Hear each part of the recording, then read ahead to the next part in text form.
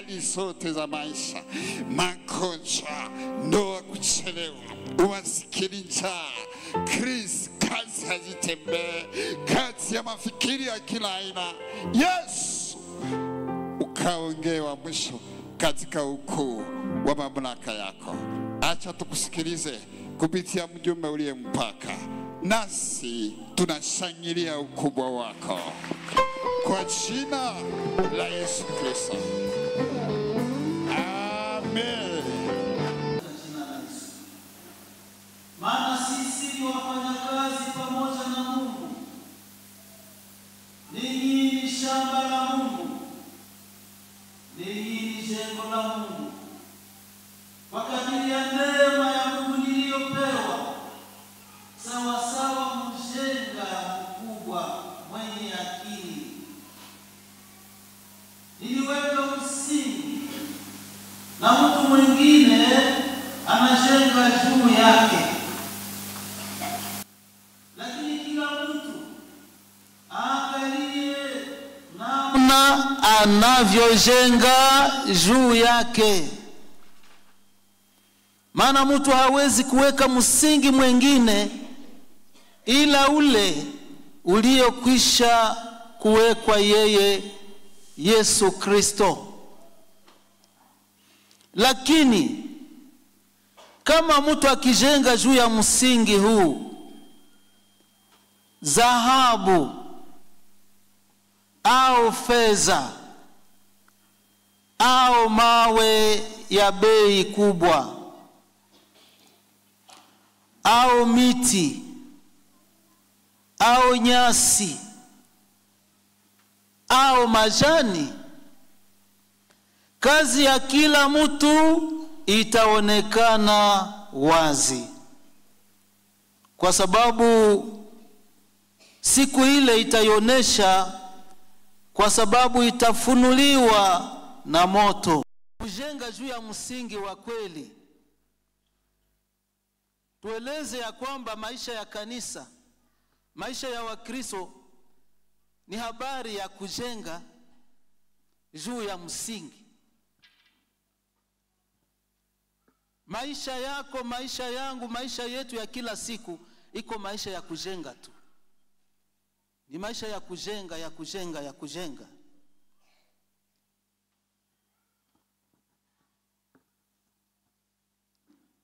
Kazi unazozifanya, ninazozifanya ni kujenga.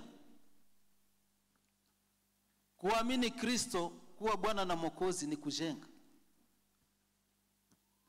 Kuimbia Mungu, kuchezea Mungu ni kujenga. Kusaidia wajane na mayatima ni kujenga. Kutazama wagonjwa ni kujenga. Kutazama wanaofungwa ni kujenga. Kulinda umoja wa kanisa ni kujenga. Kutolea Mungu zawadi, sadaka na malimbuko na 1/10 ni kujenga. Kupenda jirani ni kujenga. Kupenda mke wako na mume wako ni kujenga. Bwana Yesu apewe sifa. Mungu anangoja kwetu matendo ya imani inayodumu, yani jengo isiyoweza kuharibika. Nimeona nafasi nyingi katika mji wa Goma, wasimamizi wa mashantie wa architect na wa engineer wakiangalia namna watu wanajenga. Nimefika fasi moja, ninaona engineer anaambia wajengaji haraka haraka mubomoe, kwa sababu mahali walipojenga walijenga vibaya. Naona wanateremsha mabloke zote zinarudia chini na wanaanza tena upya kujenga. Nadhani si mimi peke nimeona hii, na ninyi mmeliona. Naona engineer Kalibolo iko hapa, ni kazi anazoea sana. Anabomolesha wafanyakazi wa metre mason na ba mason, wanarudisha chini jengo. Shabaha ya somo yetu ni tatu. Kuleta kila Mkristo, kila ambaye amesikia ujumbe huu, atambue ya kwamba yeye ni mfanyakazi pamoja na Mungu, yeye ni shamba la Mungu, na yeye ni nyumba ya Mungu. Ningependa umwambie aliye kando yako, wewe ni mfanyakazi, sisi ni wafanyakazi pamoja na Mungu. Umwambie ile ujumbe. Umwambie tena, sisi ni shamba la Mungu. Ya tatu, umwambie sisi ni nyumba ya Mungu. Bwana Yesu asifiwe. Shabaha ya pili, kuleta kila Mkristo kuangalia imani na matendo yake kwa kujenga kanisa la Bwana. Bwana Yesu apewe sifa. Na jambo la tatu, kuonesha kila mtu njia bora ya kujenga imani yetu na matendo inayodumu. Ni habari gani hizi tumezisikia katika usomi wa barua hii ya Paulo kwa Wakorinto? Paulo ni yeye alianzisha kanisa la Korinto. Lakini kanisa hili, kama jina lake linavyotaja, na kama makanisa mengi ya siku za mwisho katika dunia hii, maana ya Korinto, maana yake ni Kigiriki, na maana yake mchanganyiko. Ndio maana ya Korinto. Corinthianize ni kusema unachanga mambo. Paulo anaandikia kanisa hili, ni kanisa ambalo linataka kubomoka, limegawanyika vikundi. Anakutana, wamoja wanajiita wa Paulo, wengine wanajiita wa Apolo, na wengine sehemu ya Wakristo wanasema sisi ni wa Kefa. Mkristo anapofika kukanisa, kama ni wa Paulo anakutana Apolo, anarudi na mzigo wake. Kama alikuja kutafuta Apolo, anakutana Kefa. Kefa ndiye Petro, anasema wangu wa kudamu yangu haiko hapa, anarudi. Kanisa ilikuwa imeharibika. Korinto ni kanisa ambalo lilijaa mabishano, kanisa ambalo linajaa chuki, kanisa la uzinifu, ulevi usiseme, na kumeza ya Bwana watu banatembea witi. Kumeza ya Bwana, usome chapitre 11, banalewa mpaka banafika hapa. Kumeza ya Bwana ni kanisa la mchanganyiko, ili kanisa la Korinto. Kanisa hili Wakristo baada ya kuadoregisi tumeimba hapa, wanaenda kuimbia na kumizimu kule nje. Mumasekte banaenda kurukia mizimu kule. Wanashiriki ibada za sanamu. Wakristo wa Korinto, Paulo alishindwa kuwadefinir, awaelewe namna gani. Hawakuelewa ujumbe wa habari njema aliyofundisha Paulo. Habari ya Kristo hawakuielewa. Habari njema iletayo wokovu ndani ya Kristo Yesu walishindwa kuelewa. Wakristo wa Korinto wanaweka matumaini juu ya ndani ya watu kuliko kuweka matumaini ndani ya Kristo. Asipoona mtu yule mtu wake, basi imani inaisha. Lakini macho ya kuona Kristo haiko. kanisa la Korinto linajaa madesordre mbalimbali. Alafu ndipo kama vile mnavyojua kila barua ina shabaha ya kukorije makosa fulani ili kanisa la Bwana lijenge tena. Bwana Yesu asifiwe. Anashangaa ukisoma ile verse ya kwanza, anasema ninawashangalia mungali kumbe watoto wadogo. Mungali mnatembea kimwili kama watoto wadogo wanaonyonya kabisa. Wivu ngali katikati yenu, mabishano ngali katikati yenu, ulevi ngali katikati yenu.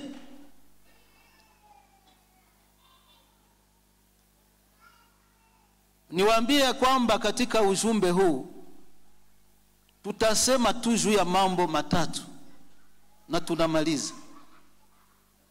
Mambo matatu haya tutaangalia msingi wa kweli ni gani. Jambo la pili, jengo juu ya msingi. Kuna aina mbili za jengo, ni zile tutaona. Ya tatu, namna gani kujenga matendo yanayodumu, yasiyoweza kuunguzwa na moto.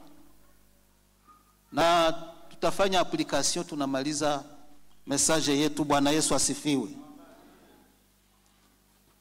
Paulo anapozungumza na watu wa Korinto, anawaambia kwa ile verse yake ya 9, anasema wapenzi, tuko wafanya kazi pamoja na Mungu. Haleluya. Kazi haiko ya Paulo, haiko ya Apolo, haiko ya Kefa. Kazi ni ya nani? Ni ya Mungu pekee. Anaonesha ya kwamba vile vile tuko shamba la Mungu. Mwenye shamba anapoingia ndani ya shamba lake hawezi kumzuia. Akiona tunda la kukomea anasema anakata. Ni mwenye shamba. Haleluya. Anasema pia muko nyumba ya Mungu, muko hekalu.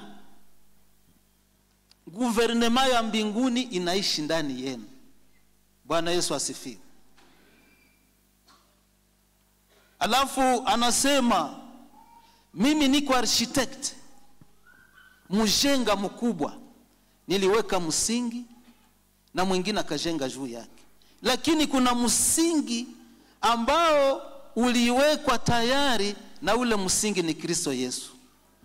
Haleluya. Ile naonesha Paulo anagusia msingi ambayo ni Kristo Yesu mwenyewe. Usipojenga juu ya Yesu, kazi zote unazofanya hazina thamani, haziwezi kudumu. Biblia inaonyesha ya kwamba Yesu ndiye mwamba, ndiye msingi wa kweli, na yeye ni lile jiwe ambalo liliachwa na waashi likageuka kuwa jiwe la wapi? La msingi, la pembeni. Anaonesha ile, anasema kazi zote, ikiwa ni kuimba, ikiwa ni kutoa, ikiwa ni kusaidia, ikiwa ni kufanya kazi zozote, tumtazame Bwana wa kanisa. Jina la Bwana lipewe sifa. Tosha macho kwa wanadamu, macho usiangalie mwanadamu, uangalie Kristo Yesu. Anasema jambo la pili, anasema lakini kuko yenye wanaita fondement secondaire, msingi, sijui ni utaje namna gani, ni fondement secondaire. Anaitaja ni mitume na manabii. Mitume na manabii. Wewe uliyejengwa juu ya Kristo, haupashwe kudharau mitume na manabii. Maana imani yetu inajengwa juu ya ushuhuda wa mitume na manabii. Haleluya. Ukisahau nafasi ya mtume na nabii wa Mungu, jengo lako litalungula na kalimeti kamoja na litaisha. Anaonesha ile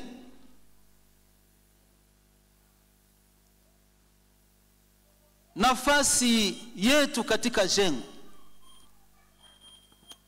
inafuatana na zawadi ya kila mtu. Paulo yeye anasema ni architect. Architect hagusake kublock, hagusake mwiku, kazi yake ni ya akili.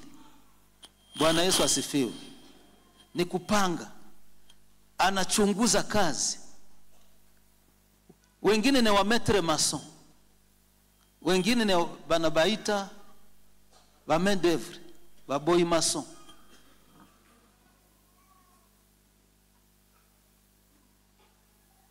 Haiko wewe ndio utachagua utatumika wapi.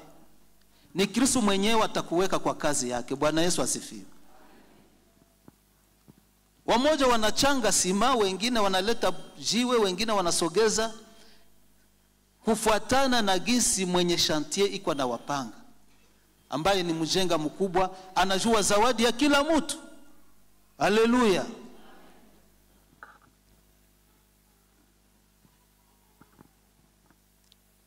Nafasi yako iko, kwa sababu Biblia imesema sisi ni nyumba ya Mungu. Biblia inataja ya kwamba tuko mawe iliyo hai. Wewe na mimi, sisi sote ndio tunajenga nyumba ya Mungu. Ninawaambia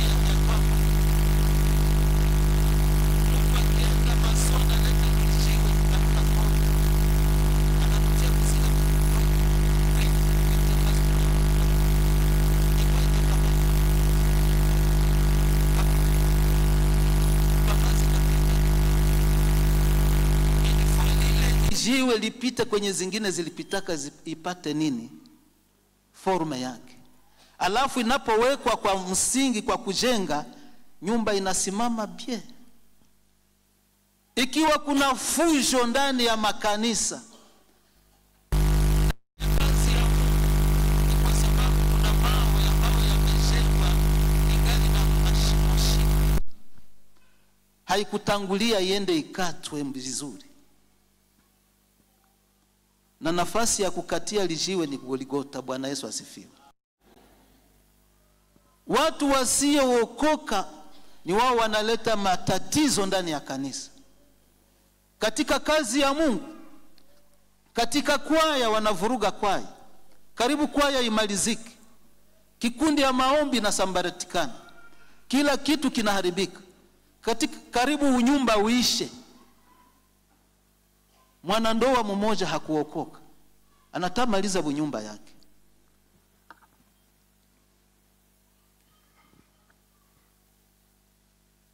Ili jengo tunaweza kusikia kitu gani? Jengo ni imani. Imani inayotokana na neno la Mungu. Jengo ni kila kazi, kila maneno, kila tabia inayosindikiza maisha yetu ya imani ya Ukristo. Bwana Yesu asifiwe. Hivi uko pale, uko na nyumba, Mungu anaiona gisi umeijenga juu ya msingi. Alafu nilipo chunguza nikakutana ili jengo inaweza kuwa nyumba yako. Ni ndoa, ni uhusiano wako pamoja na Mungu na pamoja na jirani. Ile ndio nyumba. Unaishi je ndani ya nyumba yako? Unazungumza je na jirani? Unatumika je na watumishi wenzako na waimbaji wenzako? Mnatumika je? Ile ndio jengo. Una relation gani na mume wako na mke wako?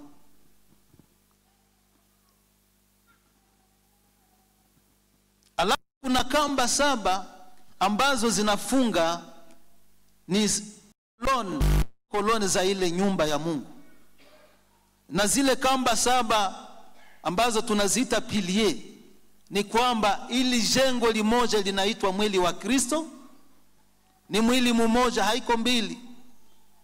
kama vile tumesoma katika Waefeso, vile vile tumaini ni moja ya uzima wa milele. Bwana Yesu asifiwe. Hauna tumaini yako iliyo tofauti na yangu, hapana. Tuko na hili tumaini moja. Safari moja inatupeleka wapi? Mbinguni. Ile ndiyo tumaini yetu ya kumuona Kristo siku moja. Kamba ya tatu, kamba ya ine,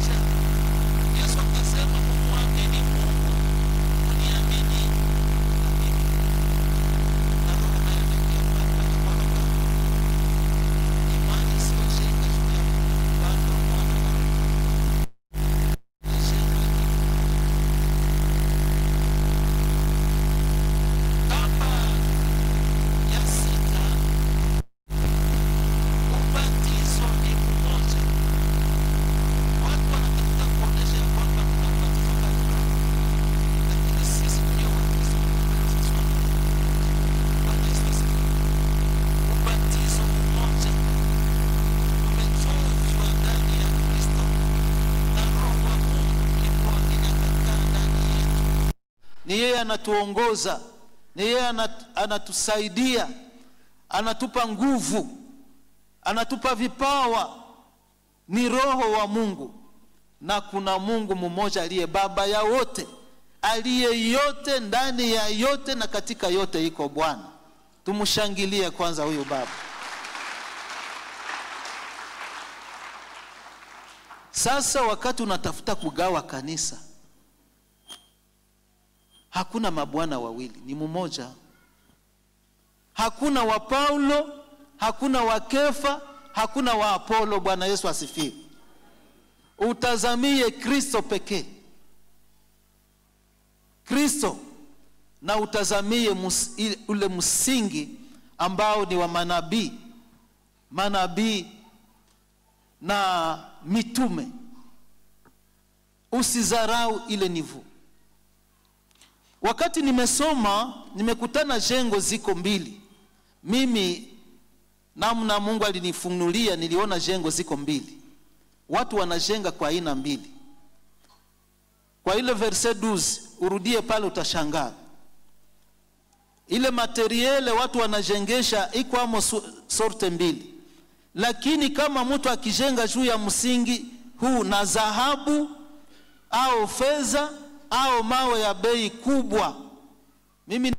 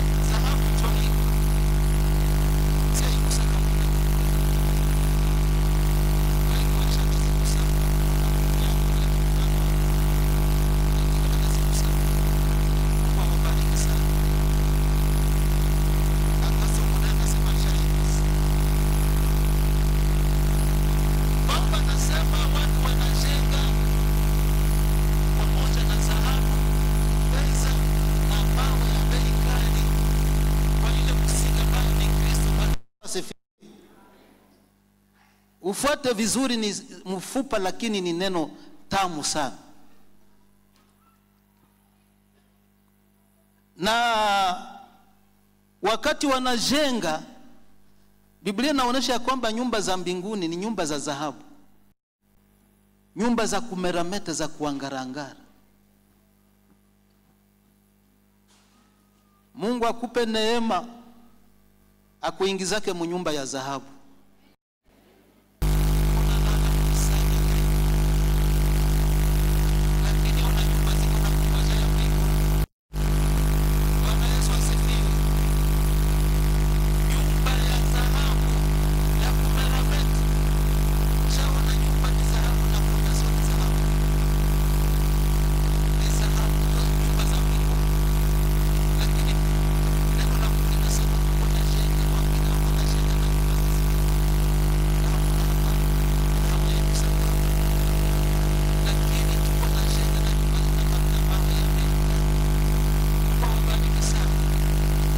Chezea Mungu ni kujenga.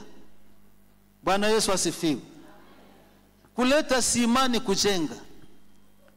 Kufanya kila kitu kazi ya Mungu ni kujenga. Mungu akutoshe pabaya, akuingize pahali pazuri. Wakati niliuliza Biblia dhahabu maana yake nini? Dhahabu iko na symbole, ina symbolize richesse, utajiri. Utajiri ina symbolize ufalme. Kwa wana wa ufalme, kwa wafalme wa Yesu asifiwe. Ina symbolize eternite, immortalite. Dhahabu haiozani. Tena inatengenezwa kwa moto. Inachomwa kwa moto tunaangana sasa. Wewe na mimi ulitengenezwa hivi, ulitakaswa. Matendo, unapotenda matendo ya haki kwa neno la Bwana Yesu asifiwe. Tena inaangana na mrefu ni imani na matendo na iliyo na bidii, imani inayosimama vizuri, iliyotakaswa na damu ya Kristo. Bwana Yesu asifiwe. Usijisahau ile kazi ndogo ndogo huko nafanyia Mungu. Mungu iko anaiona ni jengo la dhahabu. Mungu akubariki.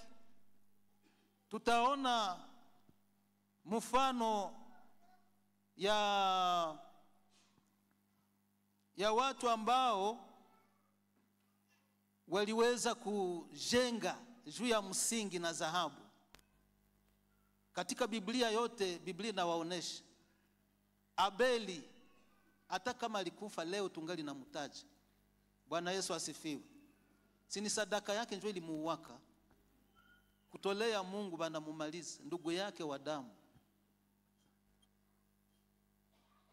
Enoke, Noa, Abrahamu, matendo walifanyaka inadumu mpaka leo tungali naimba na waimbaji wanaziimbaka. Ni kusema kazi alifanyaka kidogo tu, Mungu aliona kama ni jengo la dhahabu ambayo haina mwisho. Biblia inataja juu ya mtu aliyejenga nyumba juu ya msingi.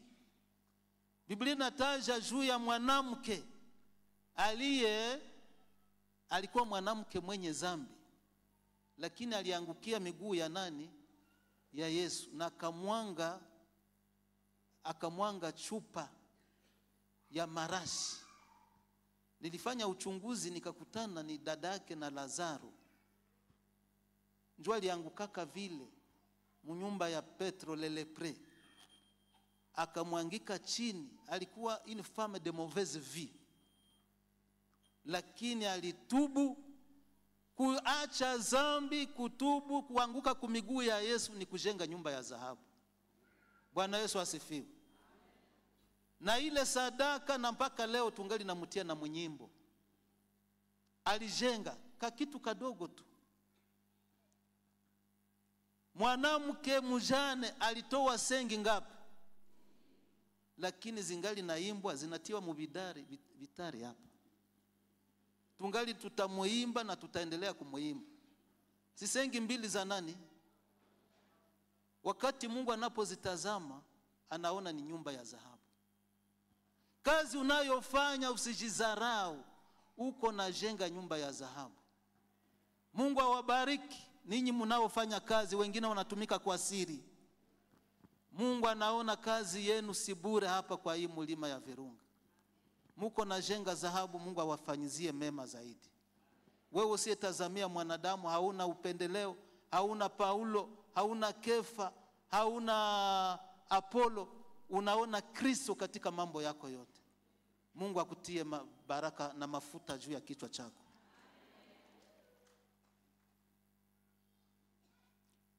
Nilipata mfano moja ingine ya mtu, nimewaambia juu ya Abrahamu. Abrahamu, Mungu alimjaribu tu, akatoa mtoto wake Isaka. Lakini ile tendo haitakufaka, na Biblia inasema kila mwenye analala ndani ya Kristo, kwenye anakimbilia yake ni mkifua ya nani? Ya Abrahamu. Na Mungu akasema, hakika nimetambua ya kwamba kumbe Abrahamu nanipendaka. Sababu Abrahamu alifanya nini?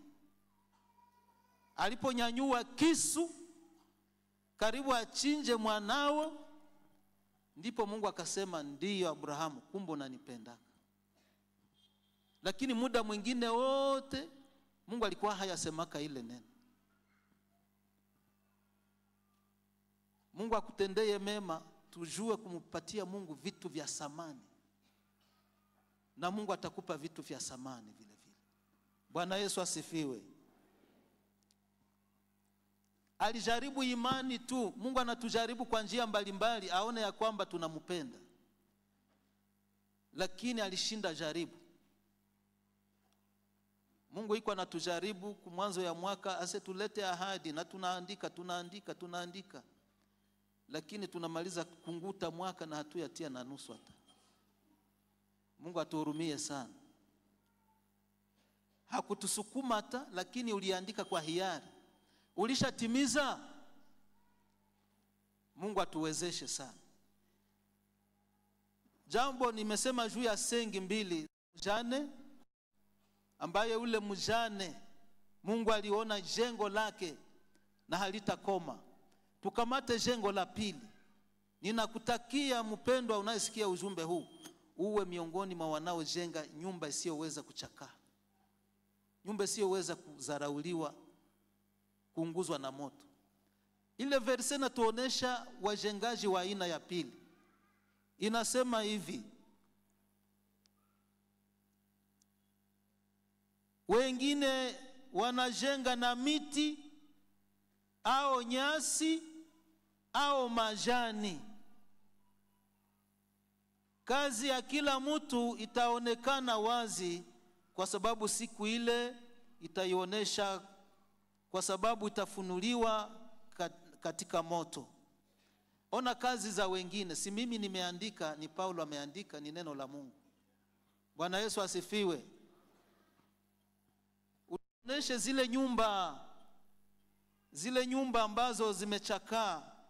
Wajengaji wengine wanaenda porini, wanajenga na miti, si ndio nyumba za mbao ziko na tulungulia yako kila siku. Wengine wanajenga na nyasi.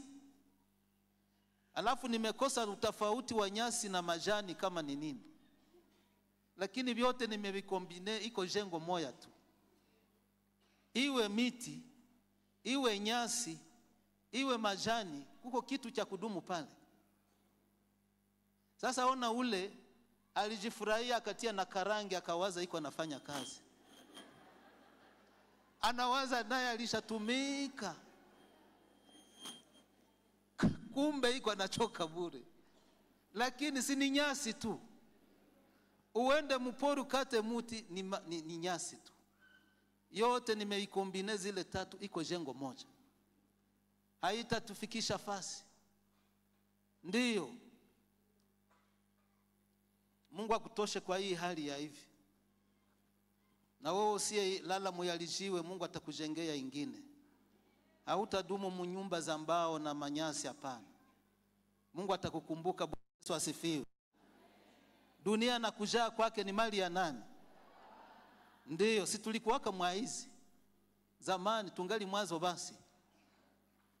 Mungu atusaidie. Lakini hapa ina tafsiri nyingine. Hii ni matendo.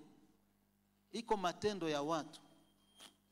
Wakati Paulo anagusia hii, anaona wale wa Kristo ambao wana macho yao hayaone Kristo, yanaona wanadamu. Alafu Biblia inaonyesha ya kwamba kuna watu wengi walijenga juu ya msingi huu nyumba za kuchakaa. Matendo yanaoza.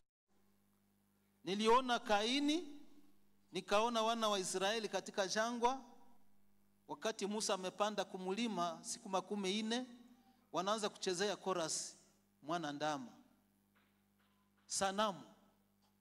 Nikaona wale mabikira 5 ambao hawakuwa na mafuta yao.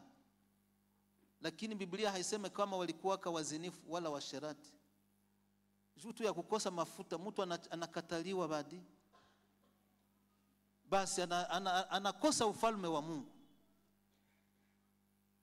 Niliona mtu mwingine anatajwa Diotrefe. Diotrefe iko mtu mubaya sana mkisomo. Huyu wakati mama president anatangaza mpufedi mwa, Diotrefe anasimama. Anasema ile tangazo natoka wapi? Munatesa watu. Diotrefe. Mgeni akitoka, bageni baimbaji bakikuya wanasema mulisha tutesa na bageni. Yeye hakaribishe, na wanaokaribisha anafanya nini? Anataka kubazuia. Njo Diotrefe. Iko tena wa mkisomo, nyumba zake njo zile mulisha ziona pale. Mungu akutowe muile nafasi namba ya watu wa namna vile. Fanya kidogo lakini ya dhahabu. Bwana Yesu asifiwe. Akutendeye mema kabisa, akukumbuke.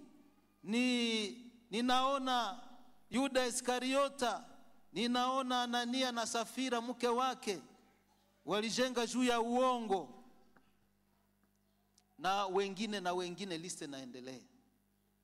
Wale walijenga, nilikamata mifano 2 tu.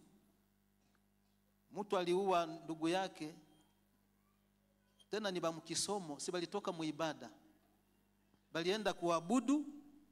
Mmoja akatoa mazalio yake ya shamba, mwingine akatoa uzao wa nyama zake.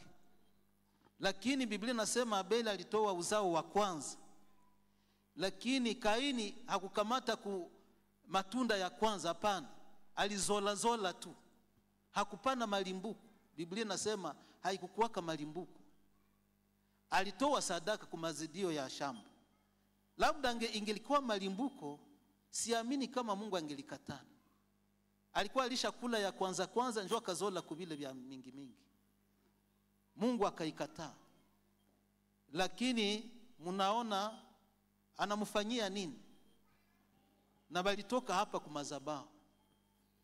Hii roho ya Kaini inatesa dunia.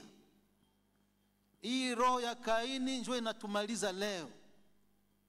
Inaacha mauaji na malevuma zinajaa mahali pote.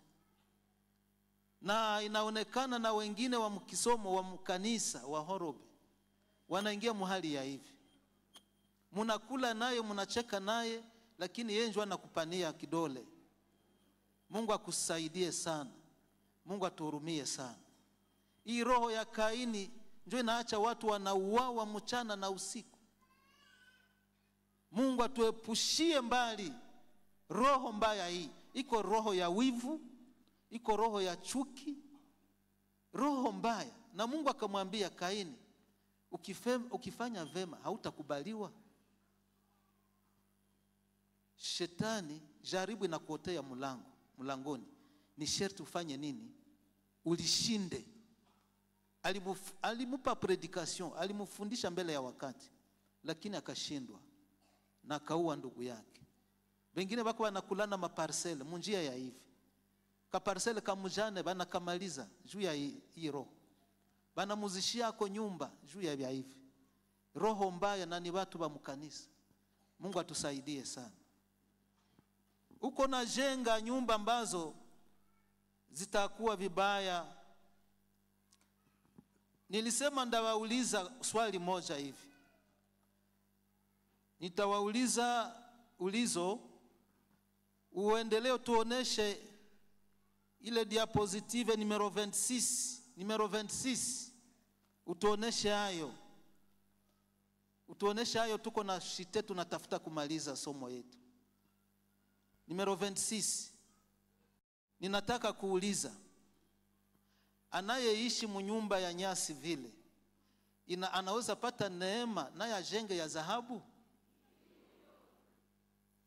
Ninarudia tena. Aliyekuwa mwi nyumba ya nyasi mmeiona pale, eske anaweza pata kibali na neema ya Mungu naye anajenga ya dhahabu? Ndiyo, kwa msaada wa Bwana. Tushangilie Bwana anayeweza kutuondoa pale. Pale njoo ulikuwaka, njoo tulikuwaka. Lakini Mungu alishatutosha pale, akatuingiza mza dhahabu. Bwana Yesu asifiwe. Juu ya kazi ya nini? Ya msalaba, kazi ya Golgotha. Wewe ambaye ungali unagagaa katika dhambi, ukamate decision, kwa sababu kazi zote uko nafanya hazina thamani mbele ya Mungu. Biblia inasema, nilifundisha hii somo mahali moja, Mkristo akasema, kwa sababu Biblia inasema wengine wataokolewa kama kwa moto, lakini na matendo yote imechomwa kwa moto. Akasema mafu bora nilishaingia tu, matendo yote ilishalungula majifu, lakini umenusurika. Aseme wataingia kama kwa moto. Asema mafu pastor, bora tu nifike ndani. Sasa utabaki ndani, wengine watakuwa mbinguni sawa maskini, kwa sababu matendo yote zawabu haiko. Utapata denominateur kome uzima wa milele tu, lakini taji na hauna, kwa sababu matendo yako. Utaokoka kwa sababu uliamini Yesu kuwa Bwana na Mwokozi wa maisha yako, lakini matendo sasa utabakia bila zawabu. Na ndiyo maana Paulo anaonesha ile tofauti gisi na kuwaka. Representant legal akifika hapa, iko na nyota ya juu. Utaona pastor anasimama mara moja, anaenda mpokea. Sinjo vile tutaenda kabisa na wazee, sie bote tunaenda, twende haraka. Ile ni nyota ambayo Mungu amemuvika, na mbinguni itakuwaka hivyo hivyo. Watu wasio na nyota watakuwa wanainamia walio na nyota. Ndiyo, na muko mbinguni moja, sababu wewe ulienda hautowake moja ya 10, shukrani hauna, malimbuko zote unazimalizia kwazo, ungali na bakefa na ba Paulo mkanisa, bila vyote uko na jenga nyumba za nyasi. Lakini sababu umeamini utaingia tu, lakini matendo yote itakuwa majifu. Mungu atusaidie sana. Mungu akutoe pale, akuingize mnyumba ya dhahabu. Bwana Yesu asifiwe. Tushite sasa kwa hii point ya mwisho ambayo ilisema tutajenga njia ya kujenga imani inayodumu, matendo yanayodumu, ambayo Biblia inaitaja ya kwamba imejengwa kwa mawe ya bei kali. Ni namna gani? Kila kazi Mkristo anafanya, mwanadamu anatumikia Mungu na roho tayari, isiyo ya kusukumwa, tena na roho ya unyenyekevu. Iko nyumba ya dhahabu. Semeni amena. Hausukumwe na uko na roho ya kushuka, ya kuvunjika. Mungu anaiandika vema. Bwana Yesu asifiwe. Nilishasema juu ya huyu dada yake na Lazaro huyu. Ile chupa yake aliipanaka ilikuwa kutubu. Alikuwa na tubu zambi zake za maisha yote. Hakuolewaka. Hatuyue nyuma ya kutubu kama aliolewa alipata neema. Biblia haisemake vyote. Lakini alikuwa mfanya zambi wa ajabu. Mpaka wale waliozunguka Yesu walishangalia na Yesu. wanasema angelijua ni nani huyu mama, hangeitika atie nywele zake wapi? Kumiguu yake. Aseme Yesu, eske Yesu angali na macho ya kiroho? Eske anajua huyu dada na maisha yake? Si vile ndio Biblia inasema. Lakini ilikuwa kutubu. Wewe ambaye ungali ndani ya dhambi, leo usimame na Kristo atakupokea. Atakutoa mnyumba za nyasi, atakutia mnyumba ya dhahabu. Bwana Yesu apewe sifa. Namna ingine ya kujenga nyumba ya dhahabu ni kujitoa kwa kazi ya Bwana. Unatoa mwili wako kama dhabihu iliyo hai ya kupendeza Mungu. Dhabihu iliyo hai na takatifu. Kupendeza nani?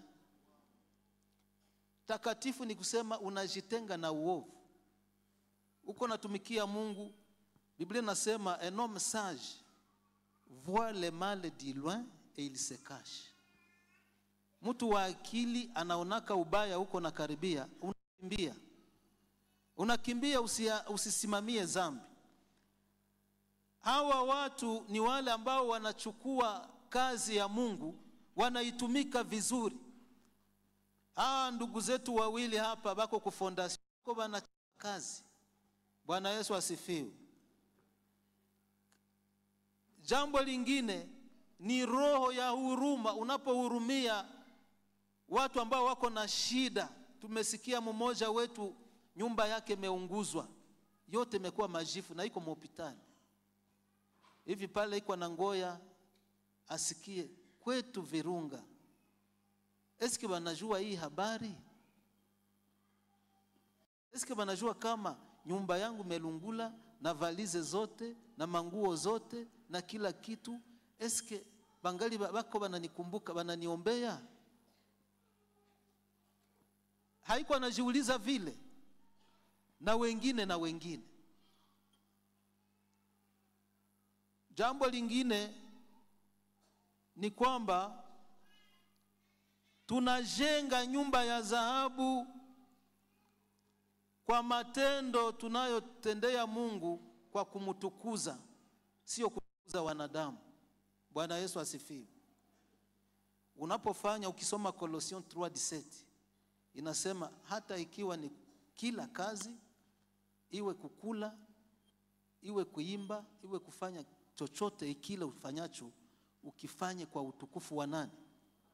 Wa Mungu tu. Usitazamie returu ya msaada hapana.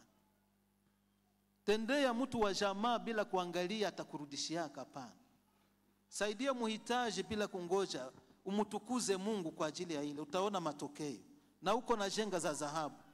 Na jambo lingine, jenga dhahabu wakati tunaleta mtu aliye ndani ya dhambi, nafsi moja tunaisogeza kwa Yesu, naye anatubu sawa ule mama Maria, ule dada, naye anafika kutambua Kristo ni nani, na anatambua upotevu wake na anakiri dhambi zake. Bwana Yesu asifiwe. Leo wanafunzi wetu wa Biblia wangali hawaya 10, wangali 10. Oro wengine tuko nabo tunabafungia manyumba, tuko nabapa mabugali na sombe. Kubasukuma kwa msalaba wa Yesu bafike, tungali nasema mtu njoo anajibebaka. Bali shaka amini. Kitu banakosa tu ni kushuhudia imani. Banakosa wa kumsukuma, bamuambie mtu anakamataka uamuzi ya kesho hauyajue, leo njoo yako. Bwana Yesu asifiwe. Umeleta wangapi? Ndugu zetu wameenda Kiheru, wanaenda kupasha habari njema. Tulikuwa kule dimanche passé, wakaahidi ya kwamba leo bakubatiziwa, leo batakuya wengi. Bwana Yesu asifiwe. Kila jamaa ilisema nitaleta mtu. Unapoleta nafsi kwa Yesu, unajenga dhahabu na mbingu zinafurahi. Tumalize tukisema ya kwamba kuvumilia mateso na shida tuko ndani, kama vile dhahabu inavumilia moto, nayo ni kujengea Mungu dhahabu. Unabaki mwaminifu ndani ya mateso yako. Usimukane Kristo, usikane jina lake, mpaka mwisho wa maisha yako uko na jenga dhahabu. Bwana Yesu apewe sifa. Unabaki mwaminifu. Nilisikia ushuhuda ya mtu mmoja wa hapa Virunga. Alianzaka mkanisa zamani, labda wakati kanisa inaanza, na leo angali haya endaka kuume wala kushoto. Anabaki mwaminifu kanisa la Virunga, anatumikia Mungu hapa, labda mpaka kifo tu kimtoe hapa. Lakini wengine leo iko hapa, kesho iko kule, leo tunamsikia alishaenda huku, na njoo vile bako wanapata majeraha. Kutulia muimani vimeshindikana. Na makaa nyingi za maposession na madeliverance ni wenye baliendaka nje kuzerera kule kumaimani, alafu banatoka kule balishaumia. Mungu atusaidie sana. Hivi Mungu akupe neema, akutoe mnyumba ya nyasi akutie mnyumba ya dhahabu. Akuinue juu, akupandishe mwambani, amwange mafuta yake juu yako. Akupe neema ujue kwamba uko shamba la Mungu, uko mfanyakazi pamoja na nani? Na Mungu, na uko wale wanaoharibu nyumba ya Mungu. Nataka Mungu mmoja na Yesu. Pastor niombe nikapata uamsho. Sitabaki kupaza nyasi. Ni maisha na hivi. Niombe na mnyaka jina langu nitakuweza. Nyoshe mkono. Wewe unasema na mimi leo kufuatana na hii ujumbe ninakamata wa Mungu anisaidie. Ile ni sehemu ya kwanza. Sehemu ya pili ni watu ambao maisha imewafananisha kama maisha ya nyasi. Wanajiuliza ni nani atatutoa maisha kama hii ya haya ya kudharaulika. Unasema Mungu na mimi nipe rehema, unipe kibali, nitendee muujiza. Utasimama mbele ya Mungu na watu wanakuomba.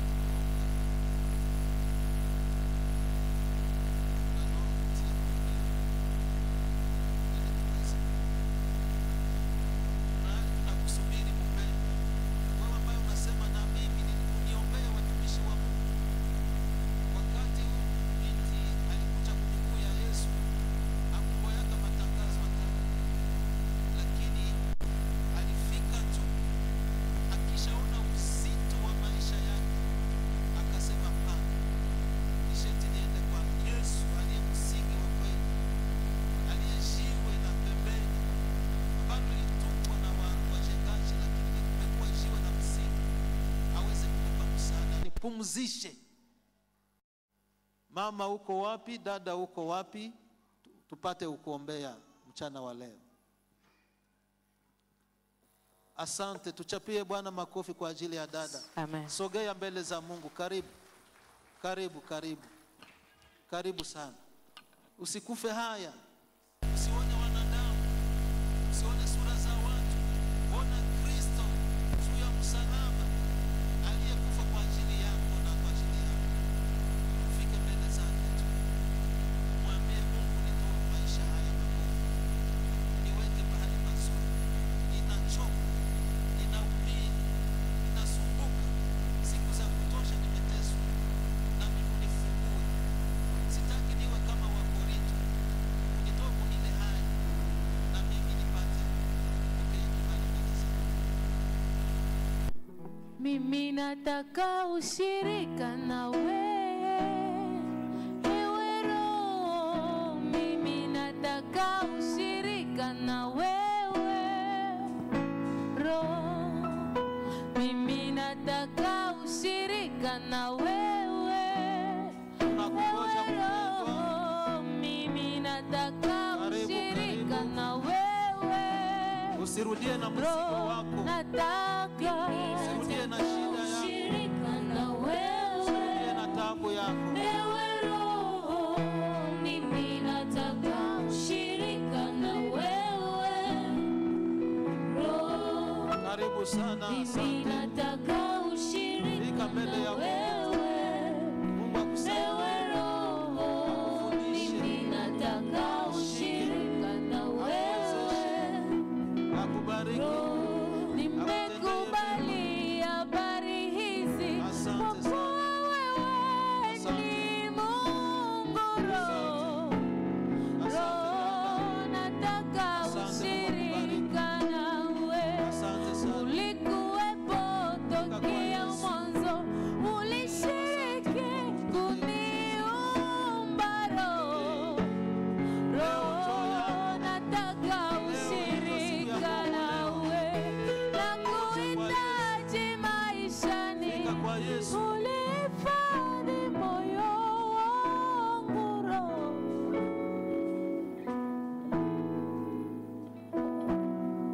Kaka Zelot, fika hapa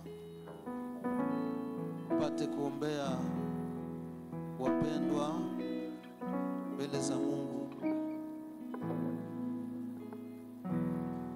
Tutaomba Mungu. Bwana Mungu, Mungu wa amani, Mungu wa salama, asante maana mpaka leo unaendelea kuwaleta wana wako karibu na wewe. Unamjua mpendwa huyu kitu gani kimemgusa, na kaona ni lazima aweze kujimanifeste na kuomba toba na rehema kwako. Maana wewe uko tayari kumpokea. Bwana Yesu, naweka roho yake katika mikono yako, ili umupe ukubali tena machoni pako. Aizuru zambi gani alizozifanya, umrehemu, umsamehe, mufanye kuwa mpya, kamwe asirudilie zambi tena. Bwana Yesu, namna jinsi amechagua kujenga vyema, mfuatilie na umshike mkono ili asianguke. Maana shetani hapendezwi na uamuzi kama huu, lakini furaha yetu ni kwamba umemshinda shetani. Hivi umshindanie majaribu ya moto ambayo ataendelea kukutana nayo. Mfanye mshindi katika mambo yake yote. Mfundishe kufuata nyayo zako, ili chochote anachokifanya kilete utukufu kwako, Bwana. Mkomalishe siku kwa siku mpaka utakapokuja kutoa kanisa lako, Bwana. Jina lake liandikwe katika kitabu cha uzima na lifutwe kwenye kitabu cha mauti. Tangu sasa aitwe mwana wako,